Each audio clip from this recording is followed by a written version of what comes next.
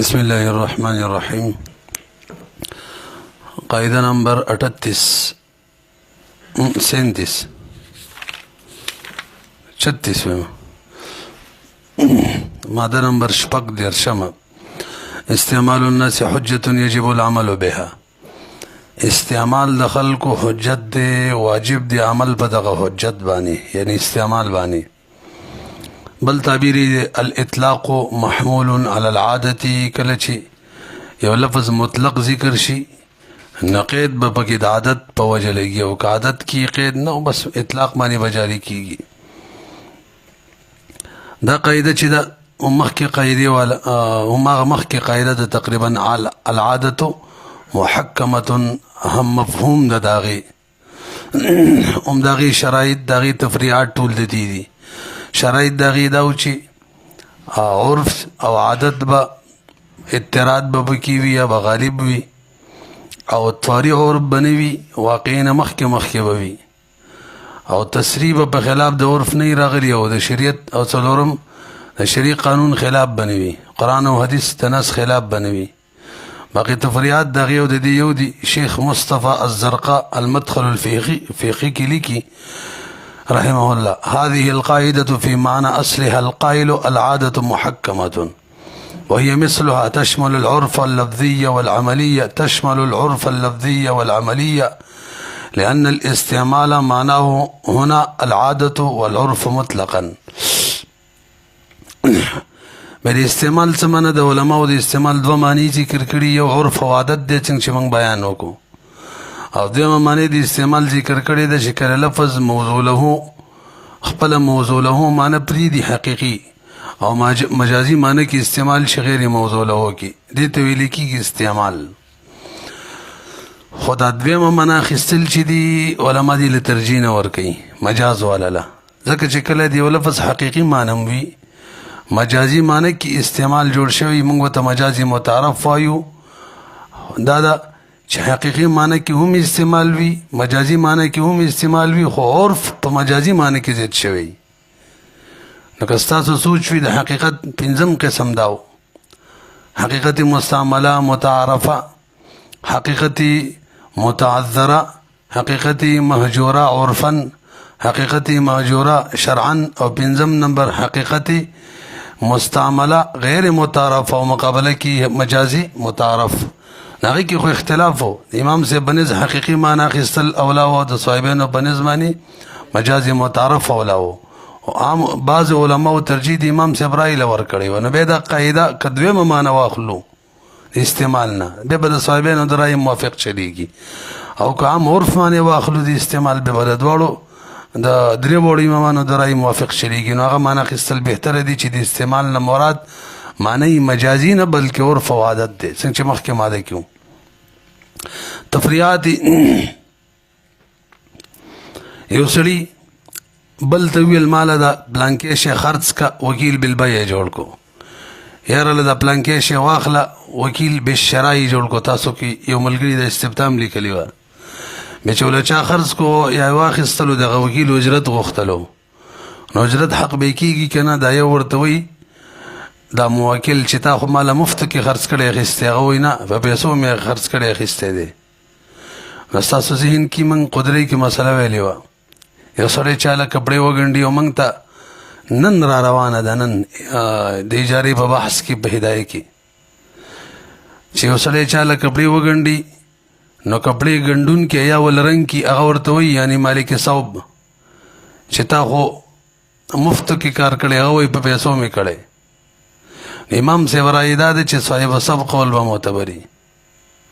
امام ابو یوسف رحم الله وایي دې دواړو منځ کې مخکې نه څه معامله وه، په اجرت وه که مفتو کې وه، هغې له به اعتباري. امام محمد رحم الله وایي دا کم کس شي کار کوي کپړې ګنډلي یا رنګ کوي، دا عامو خلکو له یعنی د کار په اجرت دی که مفتو کې دی، صرف د سره نه ټوله معامله عامو خلکو سره څنګه ده مقې ته به ګورو، او د امام محمد رحم الله قول مفتا به دی. نو دلته به مسله دا شي که دې سړي دا شی خرڅول اخیستل عام طور په اجرت کول، بس اجرت مستحق به یې که نه نو اجرت به نه وي، چونکې اجرت نه دی معلوم، نو اجرت مثل به ورته ورکول کېږي، اجاره به فاسده وي. یو سړي د بل کره ترکاری ولېږله پلیټ کې پلیټ به ورسره که نه صرف ترکاری وي استعمال الناس حجة یجب العمل بها استعمال ته به وګورو که د خلکو استعمال دا و چې پلیټ سره د ترکاری لیږي نه بس بیا به پلیټ هم هیوي او که نه صرف ترکاری ولکه نن سبا عرف صرف د ترکاری پلیټ واپس کوي نه بس بیا به هیوه کېږي صرف ترکاری ښه دریم یو سړي ځان سره مزدور وساتلو پرون هم ویلي و تفریقي ده او مزدور به څومره کار کوي که چېرې یو وخت یې توی کړلو هم د هغې موافق به چلیږي تصریح که د عرف مخالف راشي عرف به ورته پرېږدو قیاس به ورته پرېږدو او که چېرې تصریح نه وه شوې دغه صورت کې عرف څومره کار اخیستل دي په عرف کې د مزدور نه هغه عمره ټیم به کار کوي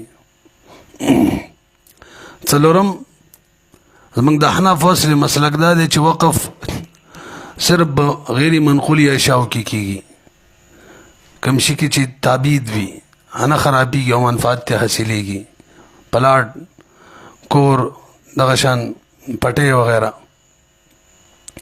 صاحب د هدایي درې اشیا په وقف کې صحیح کړي چې د هغې منقولي دي او وقف یې په درې اشیاو کې صحیح کړی درې قسمه اشیا په هغې کې یو دا چې منقولي وي او باقاعده نص پکې وارد وي لکه اصل اصلحه ده زغرې وغیره باقاعده نص په وقف کې وارد دي او وجه دا ده چې دا استحسان بالاثر دی دغه ولې کوي ډب ډوب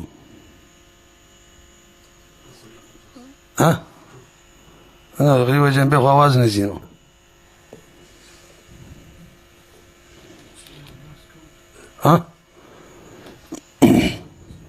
زنه چې ریکارډینګ کې به داسې راځي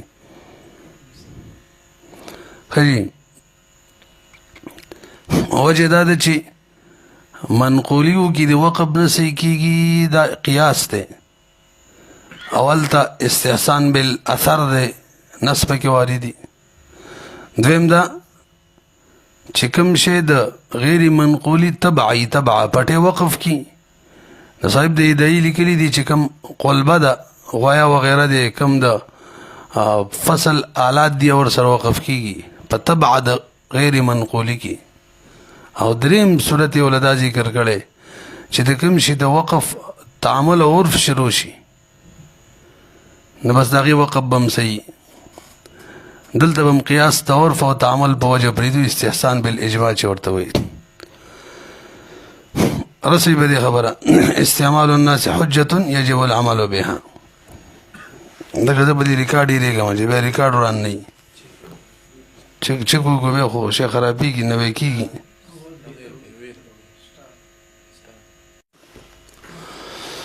قاعده نمبر 37 والدرشمه ماده الممتنع عادة كالممتنع حقيقة هغه شی چې عادتا ممتنع وي دا به داسې لکه چې حقیقتا ممتنع دی د هغې احکام به پې جاري کوو بل تعبیر دی ما کذبه العقل او جوزه وکذبته العادة فهو مردود عادت له به اعتبار وي وضحت د الفاظ اول لفظ پکې ممتنع راغلی دا د منع نه مشتق دی منع خپله معنی د بندول اعطای ضد دی بیا منع ممتنع په دوه قسمه دی منطقو کتابونو کې موږ ویلي یو حقیقي ممتنع دی چې د کوم شي وجود چې عقلا ناممکن وي تاسو ته که ذهن کې اشیا په درې قسمه یې وویل یو ممتنع او یو ممکن او بل واجب ممتنع چې وجود یې ممکن نه وي واجب چې امتناع یې ممکن نه وي او ممکن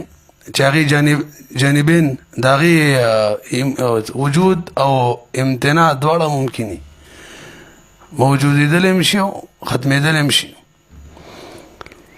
ښه جي د دې مثال به څه وي لکه شریک د باري تعالی لکه اجتماع د نقیدینو یو هم عمره سړی د چازي یا پلار جوړېدل حقیقي دا نشي کېدلی بل دی ممتنع عادي مخکې حقیقي ممتنع او اوس عادي ممتنع چې د دغه شي وجود چې که نه په عرف کې معروف دغه شی د وجود امتناع په عرف کې معروف او مشهور وي. یعنی عرف کې بس دغه شی نه موجود، نور ممکنه د عقلاً چې موجود شي، خدا دې چې لږ د عرف نه لري وي، احتمال له ولګ لري. د دې مثال لکه اسمان ټچ کول، او یا یو فقیر سړی دی او په یو کس باندې د کروڑاو ارباو روپو داو کې د مانزما مثلا 1 ارب روپۍ قرض دی، یو غریب سړي سره 2 روپۍ د کم طرف رالی، دا عادي ممتنع چې الممتنع عادتا دا مقه شان دی که الممتنع حقیقتا بشان دی. څه مطلب دا؟ ان شاء الله معین القضات کې راشي ان قریب. کله چې دعوه چی کنه دعوه دې کې امتناع وي، اول ته د دعوی شرایطو کې د دواړه پر لفظ ذکر کړی دي، نو که ممتنع حقیقي وي، حقیقي ممتنع لکه مخکې چې تیر شو، سړی بل دعوه وکړي دا زما زوی دی حالان کې هم عمرې دی، یا مې پلار دی حالان کې هم عمرې دی، نو دې وخت کې به دعوه فاسده وي، او دعوه فاسده باندې شرعي احکام د سره مرتب کیږي نه چې مدعی باندې گواهان لازم، د مدعا علیه مجلس قضا ته حاضرېدل لازم شي، مدعی باندې د گواهان لازم شي، دا کیسې پکې نشته، نه چلیږي. همدغه شان حکم جاری کړی دی په ممتنع عادي باندې، چې کله دعوه ممتنع دعوه هغې کې عادي امتناع وه، نو هغه به همدغه شان فاسد یې لکه څنګه چې پکې حقیقي امتناع وه، نه رسوي پې. شيخ مصطفى الزرقالي كي الممتنع حقيقة هو الذي لا يمكن وقوعه، فهذا لا يقبل إلا الادعاء به، بل يرفض كمن ادعى على مساويه سنا أنه ابنه أو أبوه. وربسي فرمي والممتنع عادة هو الذي لا يعهد وقوعه، وإن كان فيه احتمال عقلي بعيد. فلو ادعى شخص معروف بالفقر على آخر أموالا جسيمة لا يعرف أنها أصاب مثلها بإرث أو غيره فلا تسمع دعواه. آخر خبر ببيكو آخر كسوي ولا تقبل بينة ما لم يثبت مصدرا لهذا المال، ما لم يثبت مصدرا يثبت ترڅو چې ثابت کړي نه مصدرا مصدر. د فرق کې به خبره وکړو تاسو ته لغوک شي. فرق یې دا دی چې کله دعوه کې امتناعي حقیقي وي، د سره به قاضي د مدعي دعوې له توجه نه ورکوي، بس مکمل به رد کوي. او کله چې به دعوه کې امتناعي عادتي وي، نو حکم یې همدغه شان دی کوم چې تیر شو. البته که چېرې قاضي غوږ کیږي او سړی څه مصدر ثابت کی، دا کار د کم ځای نه شوی چې صحیح مصدر ثابت کی، بس ټیک ده. لکه دا غریب وایي چې زما په پلان کې 1 کروڑ 1 ارب روپۍ دی، لکه تا سره 1 ارب روپۍ رالی د کم ځای نه، ول دا ثابته که لکه هغې ثابت کړل، هغې به مخکې وله دا واوري. او امتناعي حقیقي کې دا خبرې هم نه وي. که چې تفریحات یې واورئ، یو سړي یو شی خرڅ کړلو او څه زمانه پس د هغه ښځه یا ورور یا بل څوک راپاڅېدل او وایي چې دا شی زما او دا خرڅ کړی دی، نو د دې کس خبره چې زما او خرڅ کړی دی واپس دې شي، دا به نه قبلېږي. وجه دا ده چې عادي امتناع ده، عادي امتناع چې یو سړی د یو سړي څه خرڅ کړي او هغه دومره پورې چپي وي او څه نه وایي، نو دا امتناع عادي ده په دې دعوه کې ښه ونه رسېدلی وي. یعنی عرف کې داسې نه واقع کېږي، عرف کې داسې نه ده معروفه چې یو سړی دې دومره واپس دعوه وکړي او وایي دا شی دی دا زما ځای دی او دا شی دی او دا خرڅ کړی دی. همدغه شان بل تعبیر یو سړی بل باندې دعوه وکړي، تا سره مذهب جانزیب دعوه وکړم، تا سره کوم کتاب دی دا زما دی، بس فیصله لا قضا کې چلیږي. او بیا زه دعوه وکړم چې د ما دپاره مطلب 12 ورځې دا قصه داسې چلیږي، او بیا دعوه وکړم د خو ما دپاره باقاعده اقرار کړی و، دا به نه قبلېږي دا دعوې چې ما دپاره اقرار کړی و. وجې چې دومره ډېره پورې واقع دا لانجه تنازع چلیږي را چلیږي قضاوت کې، او دا د اقرار خبره نه کوي، نو معلومیږي دا خبرې صحیح نه ده. یعنی امتناعي عادي ده چې څوک د دومره وخته پورې د اقرار دا ونه کړي، دې له به اعتبار نه ورکوو. ښه جي. همدغه شان یو مخکې مثال موږ ویلی و د وصي یا د متولي چې د ماشوم مال یې خرڅ کړی یا متولي د وقف مال خرڅ کړی او اثرات نه معلوم، نو امتناعي عادي ده چې بی دا مال تا خرڅ کړی اثرات یې څه دي؟ د وصي یا د متولي د پیسو دا خرچ دا به نه منل شي، ذموار بی. همدغه شان د بل مثال دی، یو فقیر سړی په چا باندې د 1 ارب روپو وغیره دعوه وکړي، دا به نه منل شي، دا امتناعي عادي ده، د سره دومره روپۍ کم طرفه راغلي.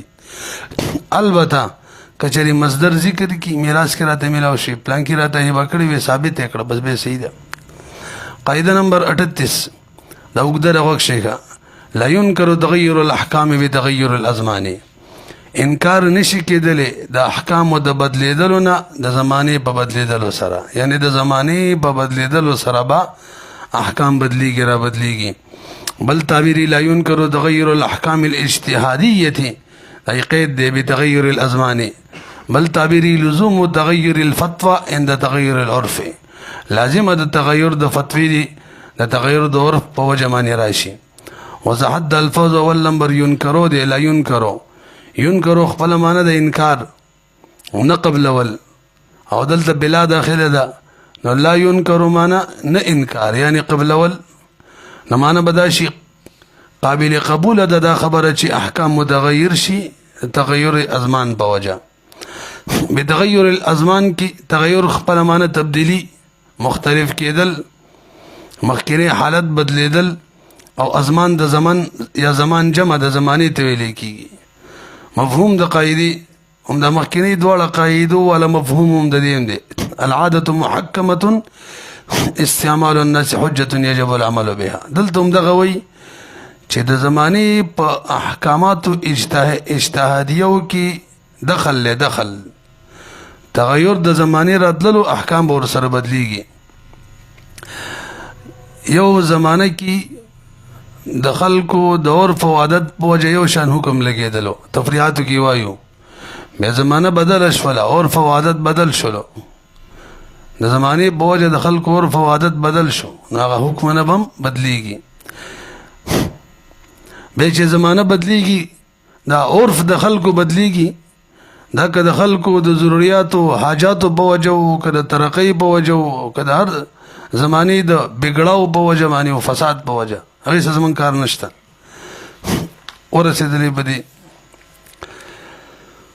او د عرف او عادت په وجه د احکامو تبدیلي چې ده دا د الله جل جلاله دا کم دین انسانیت ته ورکړی دی، د کم وخت نه شروع کړی او وخت نه داسې ده.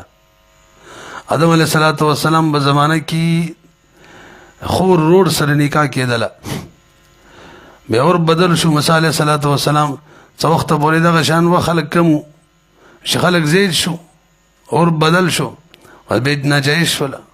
موسی علیه الصلاة والسلام زمانه کې د هفتې په ورځ باندې ښکار منو، وازګه او دغه شان اوښ حرامو، انسان به چې کله ګناه وکړله ځان به وژلو، توبه به دا وه چې ځان مړ که. همدغه شان یو ځای دې ګنده شو کپړې نه، مثلا کپړې یو ځای دې نجس شو کټکې به، نو به الله جل جلاله نور امتونو کې کمزوري د امتونو ولیدله، نو احکام یې آسان کړه، دغه ګران مشکل احکام یې لرې کړه. البته دلته به هم داسې وایو چې د عرف په بدلیدلو باندې به احکام بدلیږي، خو دا دی چې عرف معتبر وي، او به معتبر عرف چې کوم شرایط دي ټول موجود وي.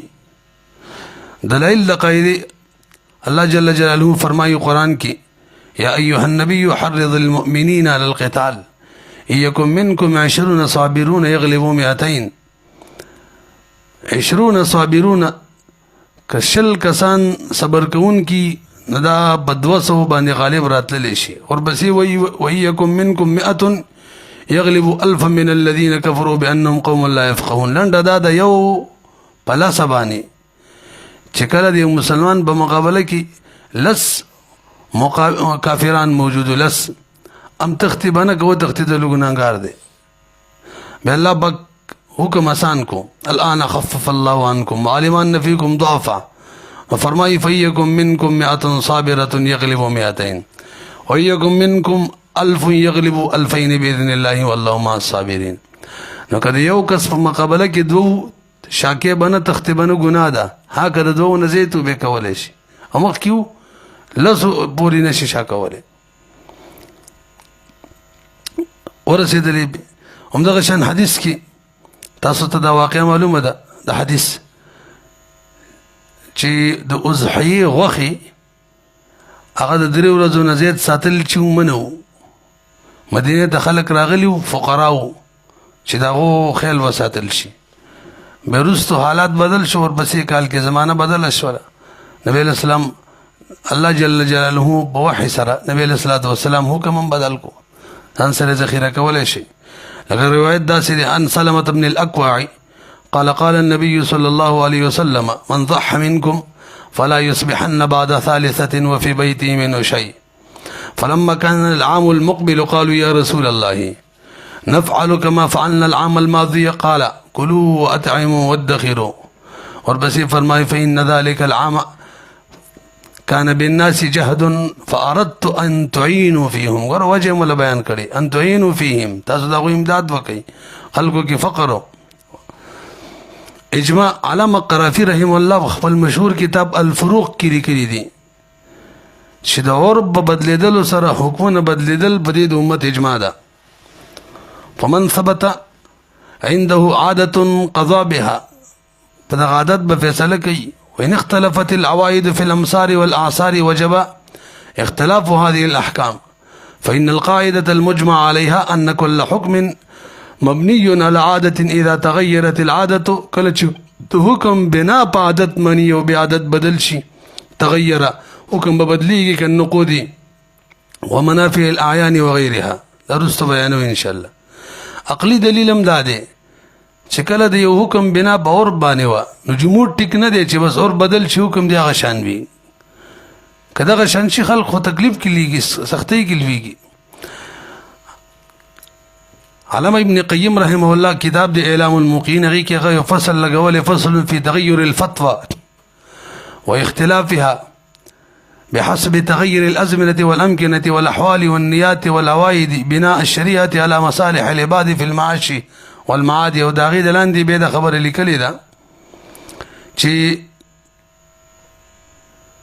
ډیر احکامات داسې دي او په دې فصل کې هغه احکامات ذکر کوو چې الته بد عرف او د عادت د بدلیدلو په وجه احکام بدلیږي.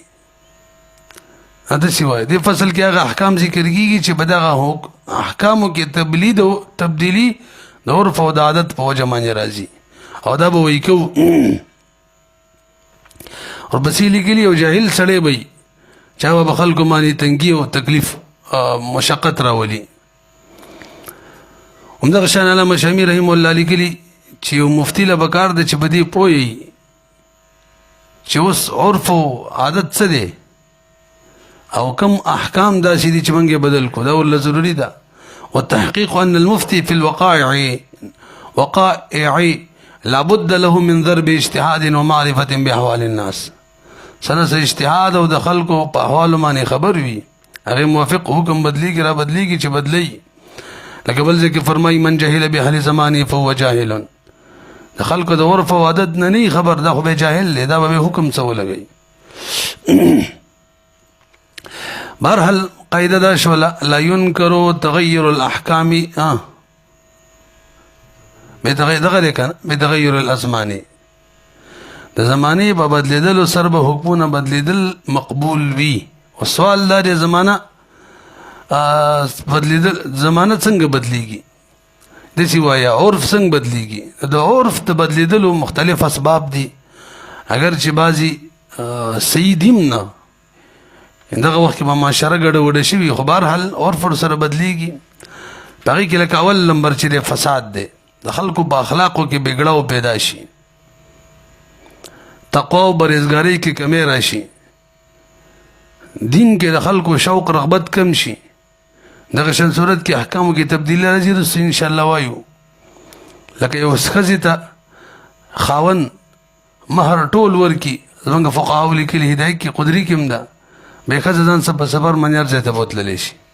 اوس متاخرین وایي هغه وخت کې زمانه صحیح وه، خلک دیندار او اخلاق یې ټیک و، اوس نه ده. اوس کې ښځه خاوند سره لرې پرېښوستله، ظلم به پې کوي، چا ته به پته هم نه لګي. نو سره د دې نه چې پوره مهر یې ښځې ته ورکړی دی، بیا هم جبر نه شي کولی چې ښځه یو ناشنا ځای ته بوځي. د وجې فساد وروسته بیانوو. دویم نمبر ترقی ده، جدید ایجادات دي، کم تجارتی او معاشی تبدیلین دي، او به خاص کر دا انتظامی ترتیبات دي، مختلف طریقو سره مخکې لیکل میکل کول اوس په کمپیوټر ورڅ کېږي. دې د وجې نه حکمونو کې تبدیلي راځي. وایو رستو دریم نمبر عرف او عادت دی. عرف او عادت بدل شو، حکم بدلیږي. لکه دا مثال موږ بار بار وایو، عرف او عادت مخکې دا و چې مهر به تقسیم و، نسب به فی الحال و نسب به مؤخر و. فی الحال مهر به چې تر څو ښځې ته نه و میلاو، خاوند به ځان سره نه پرېښودلو، هغه ته به تمکین نه ورکولو په وتې. خو نن سبا ور بدل شوی دی، ورکوي. څلورم دغه شان جدید حقایق او معلومات. مخکې هم فقهاو دا مسله ذکر کړې وه چې یو ماهر طبیب څنګه حکم ولګوي، بس هغې موافق به شرعي حکم وي. یو څنګه تحقیق وکړي، د هغې موافق به شرعي حکم موږ لګوو. نو دا د جدید حقایق چې دي، جدید معلومات، دا خو ټیم په ټیم بدلیږي. مخکینو یو شان خبره کوله، ورپسې نور رال چې نه خبره غلطه و داسې ده، دا غلطه و داسې ده. لکه مثال به طور غوږ کې چې څوک دوایي واچي روژه ماتېږي که نه، زموږ فقهاو لیکلي روژه ماتېږي. دا اوس د طب مسله ده. اصل علت دا دی چې دماغو ته معدې ته څه ورسېدل که نه، په عام معروف کم سوري دي په هغې باندې که نه دي، نو که رسېدلي روژه ماتېږي که نه یې نه ماتېږي. اوس غوږ کې دوایي واچي دی کې رسي که نه رسي، نه هغه وخت کې د ماهر طبیبانو تحقیق دا و چې رسي، نو فتوا هم د هغې موافق وه، بس روژه ماتېږي. نن سبا ډاکټران وایي تحقیق دا دی چې د غوږ او بیا د دماغو یا لاندې د تللو منځ کې پرده وي، هغې داسې سوری نه وي چې څه دوایي موایي دې پکې لاندې لاړه شي، بس حکم هم بدل شو، روژه نه ماتېږي دوایي سره هم. اگر چې احتیاط په زړه فتوه کې دی چې چا غوږ کې دوایي واچوله پکار ده نه دی چې ماښام نه پس دی چې که واچوله قضایي دې راوړي ضرورت. څو شو څلور. پنځم نمبر د ضرورت او حاجت په وجه. کله کله یو شي ته ضرورت نه وي، حکم یو شان وي، څه وخت پس ورته ضرورت راشي نو بس حکم بدل شي. لکه د موبایل ضرورت مخکې نه و که نه، حاجت خلکو موبایل ته نه و، نو که موبایل چا ساتلی د موبایل کوم قیمت دی که نه، نو که مال تجارت نه وی زکات پکې نه واجبېدلی نه به وی، خو مانع خو که نه د هغې د پیسې چې دی دا به نصاب سره ملګري کېدلي او حرمان زکات یې کولی شو، زکات یې به نه شو اخیستلی. نن سبا د ضرورت او حاجت ګرځېدلی که یو سړي سره د 50,000 روپو موبایل وي، نو دا روپۍ به په نورو پیسو سره نه ملګري کوي چې نصاب جوړ شي او اوس به موږ زکات هم نه اخلو. ضرورت او حاجت دی. که سازین کې وي مونږ قدرۍ کې حاجت اصلي او مبارک کې هم دا ویلي چې دا زمانې سره بدلیږي را بدلیږي. کم شی حاجت اصلیه ونه دی چې هغې قیمت به نه شمارو، کم دی دا زمانې سره بدلیږي را بدلیږي. حضرت شیخ الاسلام دامت فیوضهم، تاسو دا کتاب اصول افتاء و آدابه کې دا قصه به ویلي عمدي مسله کې چې د عرف او د عادت په وجه په احکامو کې تبدیلی راځي. هغه کومه بحث کړی د هغې حاصل دا دی، هغه فرمایي چې کله یو حکم به باره کې نس راشي او په عرف باندې نه موقوف، په دغه صورت کې که عرف بدل شي حکم کې هېڅ قسمه تبدیلي نشي راتللی، ځکه نس چې حکم لګو که نه په عرف موقوف نه و، عرف ته کتلی نه دي. لکه عرف جوړو هغه وخت کې چې سود حرام، سود خلکو کولو، عرف هغه وخت کې جوړو د جوارۍ، بیا هم نس رالی، عرف جوړو د شرابو رسکلو، بیا هم نس رالی د حرمت. معلومیږي چې الله جل جلاله عرف له هیڅ اعتبار نه دی ورکړی په دې مسایلو کې. نو دغه شان مسایلو کې که عرف بدل شي حکم انیس فرق نه راځي. دویم نمبر چې د نزول وحی په وخت کې نص چې دی په خپلو بعضو جزئیاتو کې د تعامل او د عرف خیال ساتلی. نص د نزول وخت په وخت کې د نزول وحی په وخت کې هغه عرف او عادت پکې بنیاد جوړ شوی بعضې احکاماتو کې. نو په دغه شان صورت کې که چېرې عرف بدل شو حکم به بدلیږي. لکه موږ ته تازه مشکات کې حدیث تیر شو د درې واړه حدیث چې کوم د ذکر کومه د ابو داود او د ترمذي حدیثونه دي. یو دا نبی علیه صلات وسلام فرمایي چې کله یو سړی د ګډو بزو غواګانو یا دغه شان د اوښانو وغیره رمۍ په هغې تېرېږي. لنډه دا ده د حیواناتو رمۍ او د ده پیو ته ضرورت دی. نو مالکو تپوس به ترې وکړي پی ورکړه ټیک ده که نه اواز به وکړي 3 پیرې. اصل کې حدیث ته دې ځای دی اواز به وکړي 3 پیرې. که مالک میلاو شو پی به ترې والي که نه و بس خپله ترې پی راولوشي استعمال لیکي. تاسو وګورئ مالک نشته او پی راولوشل استعمال یې کړه. همدغه شان یو بل حدیث یو سړی یو باغ ته داخل شي نو هلته مېوې خوړلی شي خو ځان سره به وړي نه مخکې ویلی و. همدغه شان یو بل حدیث عبدالله بن عمر رضی الله تعالی عنه ته نبی علیه السلام اجازت ورکړو چې د نورو د قجورو بوټو نه کمې قجورې راوغورځېږي او خوړلی شي. دې 3 وړو احادیثو کې پردې شی د هغه د اجازت نه غیر استعمالول دا جایز کړي دي. حالانکه شرعي قانون دی ګڼ نصوص دي چې په هغې کې دا ده چې بغیر د اجازت د مالک نه څوک د هغه شی استعمالولی نه شي. لکه لا يحل مال امرئ الا بطيب نفس منه وغيره ولا تاكلوا اموالكم بينكم بالباطل. باقاعده قانون دی. علماء ګڼ تطبیقات کړي باقي کې یو تطبیق دا دی چې اصل کې د نزول وحی په وخت کې نص چې کوم وارد شوی دغه 3 وړه نصونه دې کې عرف او عادت ته کتلی دي بنیاد یې عرف او عادتو. نو دغه وخت کې عرف دا خاص کر د مدینې چې څوک به نه منې کول چې باغ لال شو میوې تې وخوري دې به نه منې کول خورئ دې نه منې کول چې بار یې ویسي. عرف دا و که څوک په یو رمه تېرېږي مالک پی ورکوي که مالک نه وي نو دلالتن اجازت یې خپله ترې رالوشلی شي استعمالولی شي.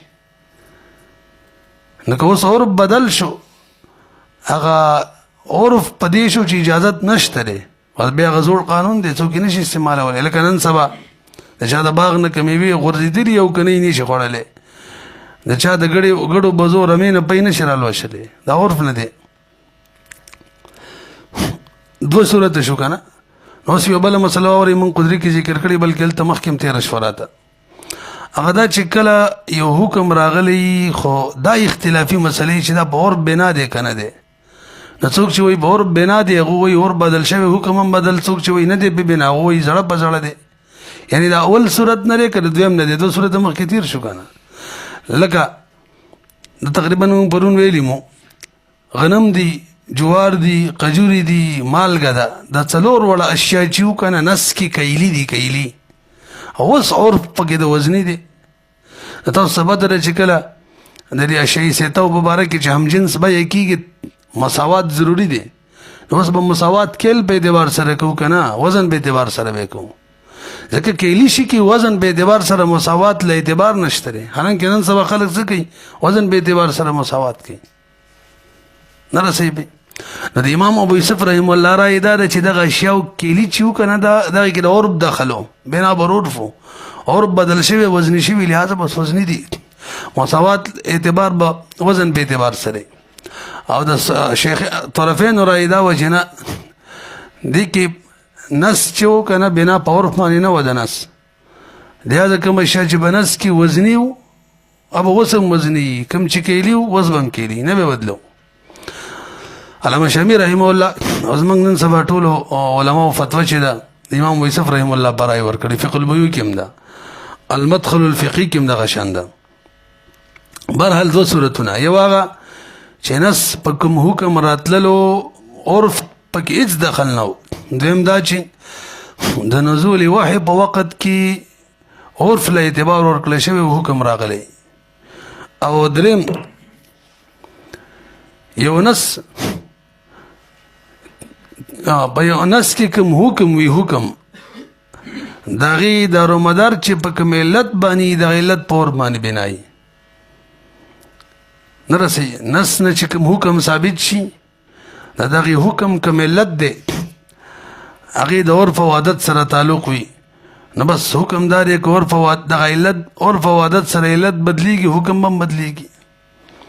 لکه مثلا موږ د اجارې سبق دی تقریبا 2 ورځې مخکې راته تېر شولو، حمام چې موږ قدرۍ کې ویلې حمام باندې اجرت اخیستلی شي، حالانکه وقت به څومره تېری مجهول دی،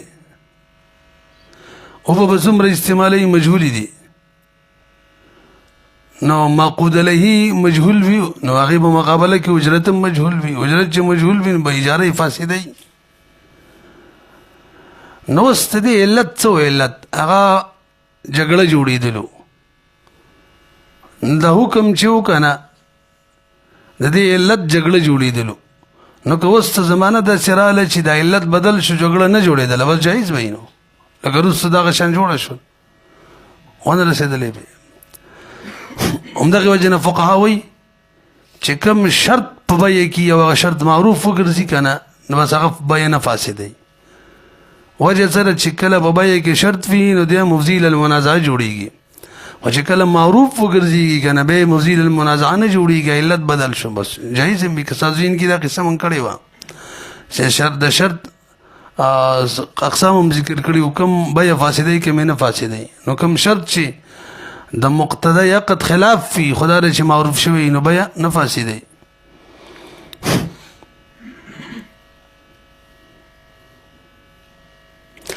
څلورم کله کله داسې کېږي چې د یو خاص مسلې په باره کې نص راغلی او بیا وروسته فقها په دلالت النص یا په علت مشترکه په بنا باندې په دغه مسله باندې نورې مسلې ور قیاس کوي. یو مسله کې باقاعده نص راغلی موږ ورته مقیس علیه وایو، منصوص علیه، بیا د هغې میلتې جلتې نور مسایل وي د علت مشترکه په وجه په هغې ور قیاس کوي، حکم پې لګوي. لکه نص د قفیز الطحان د مسلې دی، دا موږ د هدایت کې تازه تازه تیر شو. قفیز الطحان حاصل یې دا دی چې یو سړی جرندې واله غنم ویسي ورته وایي چې وړې که او مثلا څلورمه یې سوړه ته واله او بقایه 3 یې ماله راکه. خلک دې ته نوم ورکوي چې اجیر ته مزدور ته د هغه د عمل په نتیجه کې چې کم شی پیدا کېږي د هغې نه اجرت مقررول، اجرت من جنس عملیه چې ورته وایي. نو باقاعده نص په دې راغلی دا صحیح نه ده. اوس د دې میلتې جلتې مسایل نور تاسو راځئ، یو سړی لو کوي نتیجه کې ګېډۍ جوړېږي او ورته وایي دومره ګېډۍ 10مه ګېډۍ پکې سته. یو سړی بوټی کټ کوي نو کوم لرګي او څانګې جوړېږي نتیجه کې د عمل په نتیجه کې، نو ورته وایي چې دومره څانګې پکې سته. دا ټول یې د قفیز الطحان په مسله کې داخل کړي. چاله چرګه ورکي په دې باندې بچي راوړه او څه بچي به ستایي څه به زما وي، یا دغه شان غوا وله ورکي دې سره عمل کوه که غټه شوله دومره یې سبب کې ستایي دومره به زما وي وغیره. دا ټول په قفیز الطحان کې راځي نه صحیح رسې به. اوس اصل علت د دې څه د صاحب د هدایې بیان کړی والمعنی فیه. د قفیز الطحان کې د عدم جواز وجه څه ده؟ ور څنګه چې په بیې کې دا ضروري ده چې بایې به د مبیعې په سپارلو قادر وي، دغه شان په اجاره کې ضروري ده چې مالکی زمین دی، مکان دی، مالکی دکان دی، لنډه دا ده څوک چې منفعت په بل خرڅوي دا به په منفعت په تسلیمولو قادر وي. همدغه شان پسې الټه ووایه ځان سره مزدور ونیولو نو هغه له چې کوم اجرت ورکوي په اجرت ورکولو به قادر وي، لکه څنګه چې مشتري کې دی چې په ثمن ورکولو به قادر وي. نو یو طرف ته منفعت ورکولو به هم قادر وي، بل طرف ته په اجرت که څوک یو مزدور خپل منفعت چاته ورکي نو هغه مقابل به اجرت ورکولو قادري. په دې پوه شو. دلته راشي دا سړی چې دی که نه دا څوک چې جرن دیواله له اجرت ورکوي وړه دا په دې نه دی قادر. وړه خو د سره نشته، هم د دغه غنم وړه دا د سره شته. ها د جرن دیواله بې قادر دی چې وړه روباسي. نو او قانون دا دی چې یو سړی په قدرت د غیر باندې قادر نه حسابېږي. نو جرن دیواله قادر دی په وړو ایستلو باندې، بل خو نه دی. دا بل قادر دی خو په قدرت د غیر باندې، دا سره قادر دی نه به. اصل علت دا دی. بهرحال اوس دغه مسلې ټولې قیاسن ویښه، دا هم په قفیز الطحان قیاس او دا هم په قیاس او دا هم په قیاس. اوس که عرف داسې جوړ شو، عرف چې هلته خلکو به دې طریقه کار کول، عرف عام شوی او زه ورته قیاس پرېږدو. خو هله چې کله عرف عام وي، که پرون هم ویلي وو، صحیح رایې دا ده چې نس کې تخصیص کول او نس باندې قیاس او نس کې تخصیص کول او قیاس پرې ښودل په عرف عام کېږي، په عرف خاص باندې نه کېږي. چې عرف عام ویاله پنځم کله کله یو شي کې نه نص په مشروعیت موجود وي او نه په عدم مشروعیت موجود وي، بلکې باغی کې څه بعضې محظورات هم وي. نه باقاعده نص په مشروعیت موجود وي او نه باقاعده نص په عدم مشروعیت. نو هلته که د خلکو عرف او تعامل دغه شي باندې جوړ شو، بس جایز به لکه استثناء مسله ده. اگر چې خلک وایي مشروعیت باندې نشته دی، نبی علیه الصلاة والسلام هغه منبر جوړ کړی و، خو صحیح دلیل نه دی، پوره صحیح دلیل نه دی. کېدای شي تشه واده شروع کې کړې وه. همدغه شان د شرکتي وجوه، شرکت په اقسامو کې شرکتي وجوه دی، تعامل په وجه جایز دی. شپږم کله کله شریعت داسې کړي چې ظاهري حالت له اعتبار ورکړي، حکم یې جاری کړي او بیا دغه ظاهري حالت بدل شي، بیا به حکم بدلیږي. تاسو لږ متوجه شئ. لکه مخکې عرف دا و چې یو ښځې به خاوند له قدرت تر هغې نه ورکوه تر څو چې کوم مهر حالي او مهر موجل و هغې به قبضه کړی نه و. اوس یوه زنانه ده، هغې خاوند له قدرت ورکړی او بیا وایي چې ما ته مهر معجل مهر حالي نه دی را کړی، او خاوند وایي چې ما ورته مهر ورکړی دی. نو ظاهره کې خاوند مدعي دی او ښځه منکره ده، نو قول یې د ښځې معتبر شي، خو بیا هم د سړي هغه معتبر دی. وجه دا ده چې د قدرت د ښځې ورکړی معلومیږي، مهر یې قبضه کړی دی. ظاهر ملګرتیا د چا کوي؟ سړي کوي.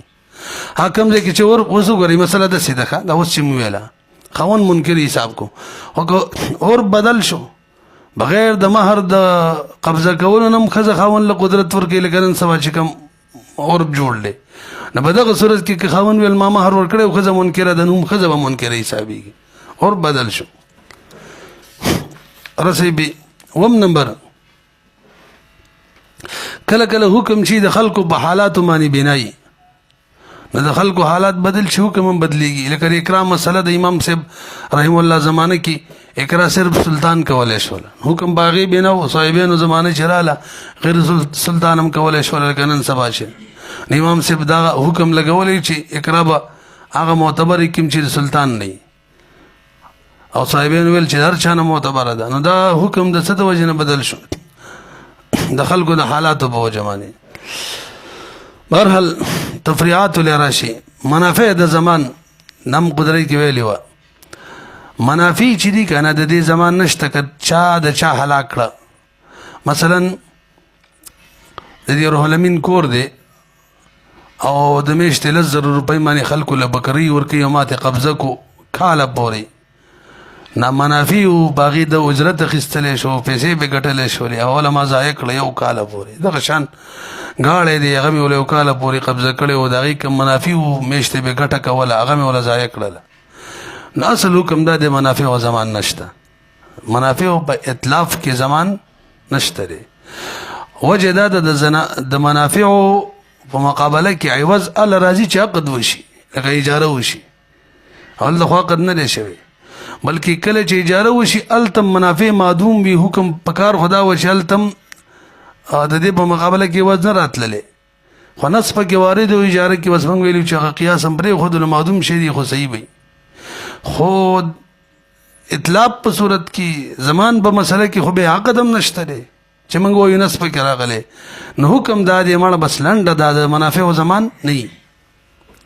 البته متاخرینو د زمانې د بدلیدلو سره بدري اشیاو کې منافع و زمان قول وکړلو امون قدرت کې ویلو پاره کې یو شو د یتیم املاک چا قبضه کړه د چې څومره منافع استعمال کړي دغه اجرت مثل بته دي دغه شان د وقف املاک دي هم دغه شان معدل الاستغلال یو شی غلی پیدا کولو د بار مقرر شوی دی یو سړي گاړی دی عام طور مانی مثلا رکشې ده خلک به قریب باندې یو ځای نه بل ځای ته وړي راوړي چاته میش پورې ګیره کړله کني وی ګیره کړې څومره ګټه ولا کوله بتېلی دغه شان کور دی چا دې بار تیار کړی چې بکری ورکو. دویمه تفریح لکه مخکې موږ د مسله هم کړله چې کله خاوند ښځې ته مهر ټول ورکي خاص کر مهر معجل ورکي نو ښځه چې چېرته بوځي بوتللی شي او که نه یې ورکړی ښځه منع کولی شي خو د زمانې د فساد په وجه بګړاو زمانه کې راغلی دی نو که اوس متاخرین وایي که پوره مهر ورکیم بغیر د رضا د ښځې نه خاوند یې بل ځای ته نشي بوتللی اجنبي وطن ته نشي بوتللی. دریم نمبر مسله دا ده چې کله مدعي سره ګواهان نه وو کله چې مدعي ګواهان راوستل قاضي به فیصله کوي او قاضي د ګواهانو متعلق تفتیش وکړو چې صحیح دي بس فیصله به کوي. اوس که منکر مدعا علیه به ګواهانو رد وکړلو چې دا صحیح نه دي او قاضي صاحب دله قسم ورکړه ګواهانو له قسم ورکوي چې دوی په دې خپله ګواهي کې صادقه دي نو مخکې زمانه ښه وه نو دې له به اعتبار نه و چې قسم ورکړه اوس متاخرین وایي ورکولی شي وایي زمانه کې تبدیلی راغلی بګړاو.